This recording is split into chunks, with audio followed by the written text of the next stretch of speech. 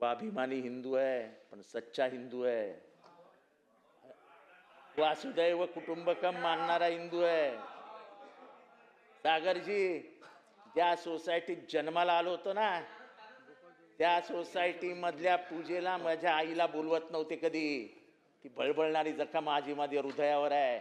बोलायला लावू नका, बोलायला लावू नका. उघडपणाने बोलतोय, मागणं बोलत नाही.